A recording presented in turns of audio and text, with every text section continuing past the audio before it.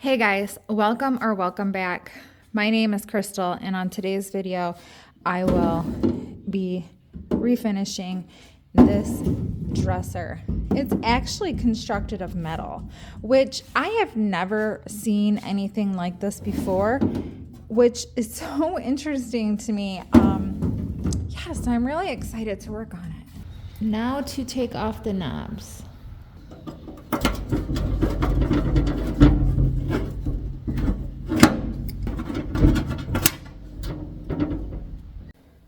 I'm going to take some spray paint and just kind of hit it here and there.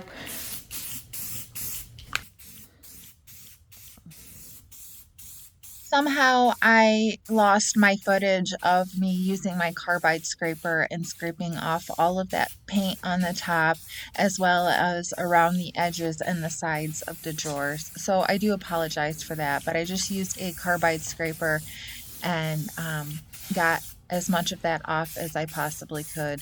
I wasn't worried about perfect even coverage or even drip marks because this is going to be made to look aged and old.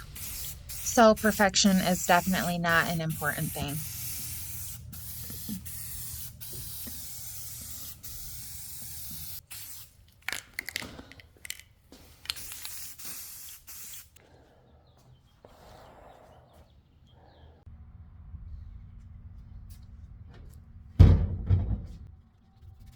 I have this paint that is just a mixture of a bunch of partially empty cans of paint. It turned out to be like this aqua color, which I thought was really beautiful.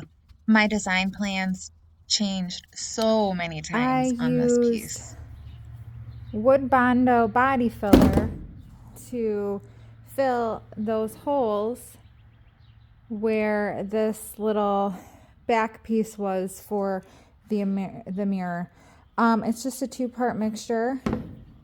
You have your filler and your hardener, and I believe it's a 17:1 ratio, so 17:1. Very small amount of the hardener to your filler. It dries super quick, which I love, and yeah, it's very durable.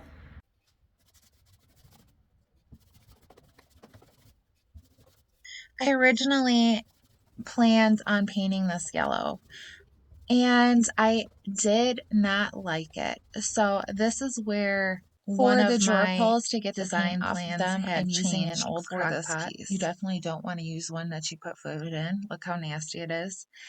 And I'm filling it up with vinegar. I'm putting the drawer pulls in there, and I'm setting my crock pot timer to about 4.5 hours. You can leave it in there longer if needed. But this is one of the easiest ways to get that paint off of metal type drawer pulls. I'm painting over all of the yellow and all of the black with that same aqua blue color. Yeah, this is where I just liked it so much better. The yellow, I wasn't feeling it. I'm going to do some faux rust on this. So I'm starting with this glaze, and I'm going to brush it on like so and pull it downward like rust would form on metal, kind of like drippy. And then I'm going to take some of this metallic copper colored paint, squirt a little bit out on a piece of cardboard or paper plate, or if you have a paint palette, then I'm going to tap it in, tap and drag, pull it downward, pull downward, downward, downward, tap, tap, tap. And then I have this pigment powder. It's rust colored. I'm going to tap my paintbrush in it and then tap it on.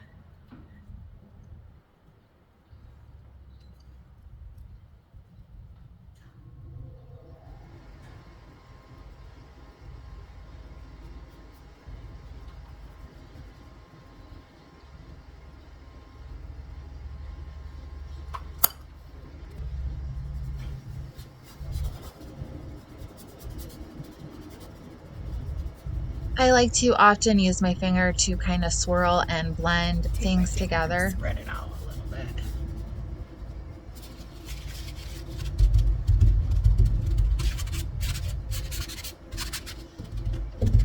Tapping it with a dry paper towel or even a damp paper towel will help remove a little bit of A the little bit of excess some if brown there is too much. wax. And tap it in there as well. Take my finger, spread it around. Kind of like water has been dripping for years and years and years.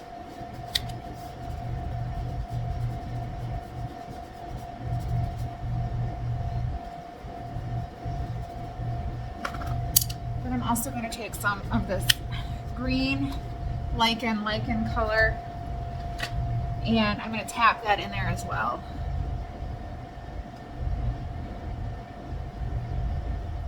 Kind of like algae or moss.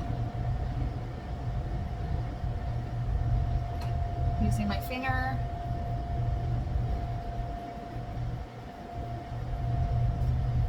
Tapping it around.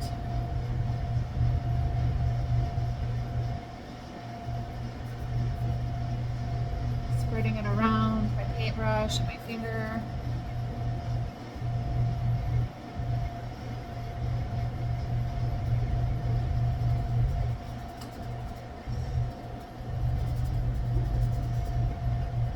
And I will definitely link any of these products below if I'm able to find them on the internet or Amazon or something similar.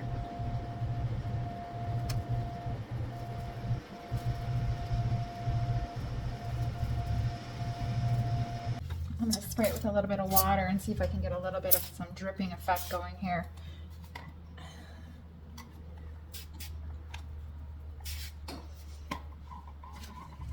I feel like I have too much up here.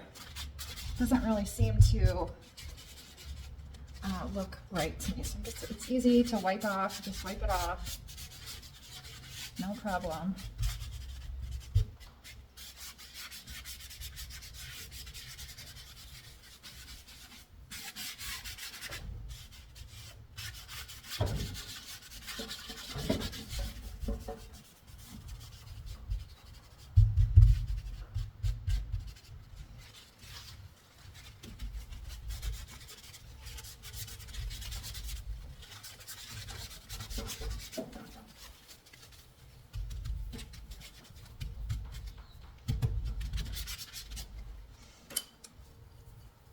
Go back in here, so I wiped a little bit too much off.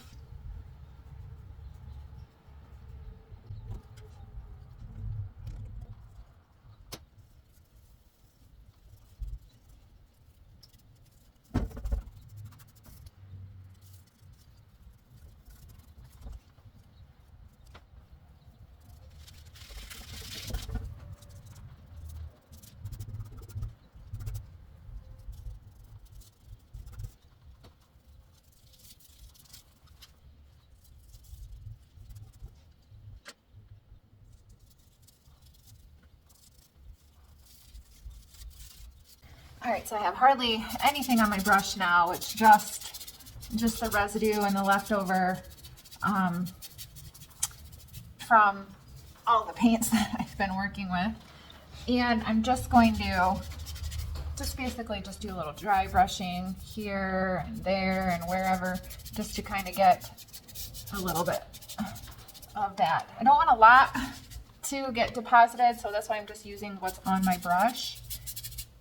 And just kind of just dry brushing it on very lightly. I'm not pushing too hard. I wasn't expecting it to look this rusty, but it is what it is, and I'm going to roll with it because I like it. Add a little bit more darker stuff here. And wipe it off. Wipe it back, I should say. It's not completely off. I just want some of that color to show through. So I have this strip mark here that goes from the top of this rust spot down here. So I'm going to make it look like they, they kind of are starting to connect a little bit throughout the years of just dripping and dripping and dripping. So water causes rust, and you can see that little bit of a drip mark right there. Back a little bit.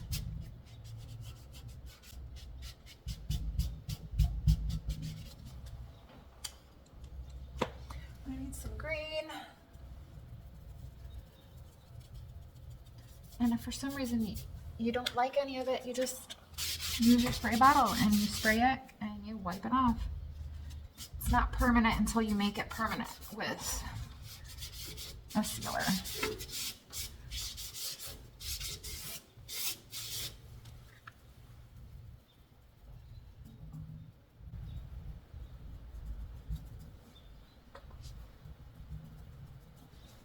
I'm just going back and forth in with my different elements here.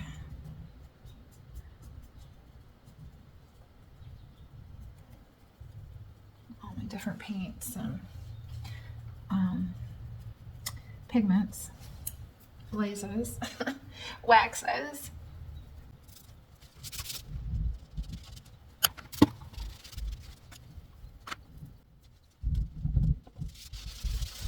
On the top, it made a really cool effect because I had all of that paint that I scraped off. So there were several layers where you could kind of see underneath of the glaze and the pigment powder and the waxes. It kind of highlighted all of those layers and it made a really cool looking effect. I wanted an orange octopus on the front, so I'm using some chalk and I'm just sketching out my octopus. I like to use the chalk because it's easy to erase it and wipe it off if you make a mistake. I went on Pinterest and the internet and I did some research to find different octopus images that I might like to try and recreate. I'm making sure I'm not going through where my handles are, where my drawer pulls will go. So that way it just looks like the handles are not on top of the octopus. So I'm just being aware of that as I'm sketching out my octopus.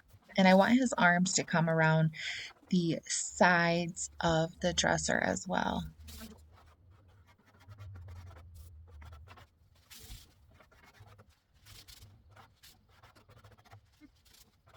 Okay, so I just have some random paints mixed up in here. Red and some yellow to make an orange color, and I'm going to go ahead and start painting.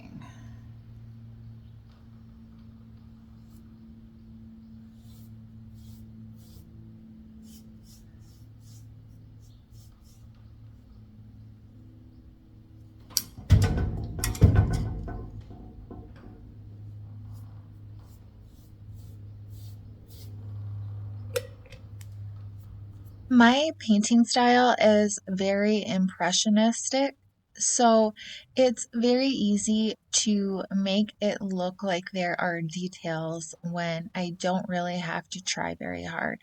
I like to use colors on my paintbrush that are not mixed together, so it gives the appearance of lowlights and highlights. I like to show my brush strokes, so it gives the appearance of different levels of curves or heights or valleys or lines. I like to keep those visible and not to blend them together and make it all one solid color. Hopefully that makes sense, you guys. For his eye, I added in a little bit of white and some brown antiquing wax to make it look a little bit more realistic. And then I went in with some yellow to add my highlights where my light would be hitting and some red for my lowlights or my shadows where it might be a little bit darker, where there's not as much light.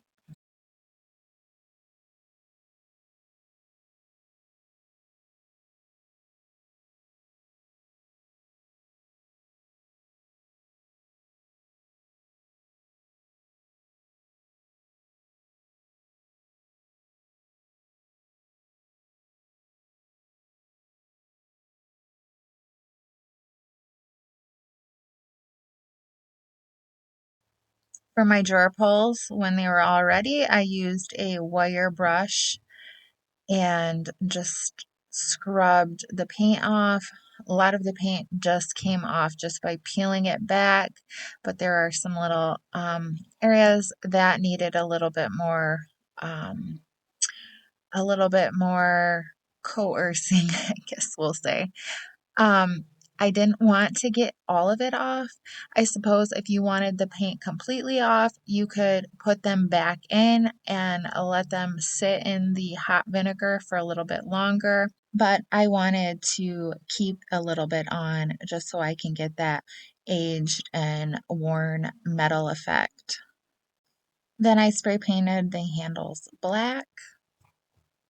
So while those were drying, I went back and I painted my suction cups on my octopus. I'm doing like a circular motion, and I mixed up some brown antiquing wax and some yellow paint, and I'm just making my suction cups.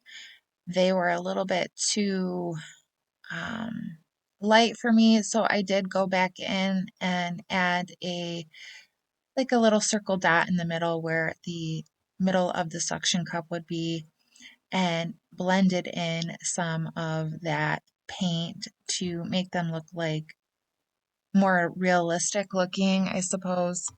I just kind of worked at it until I liked how they looked.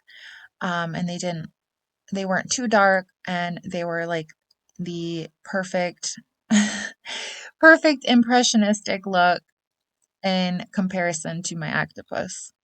When my black spray paint was dry, I painted my drawer pulls in that blue color, and then I did the same rust technique on the handles. My octopus is in the foreground, so all of my rust will look like it is behind the octopus, like so it gives it more of a realistic effect versus, the rust over top of the octopus.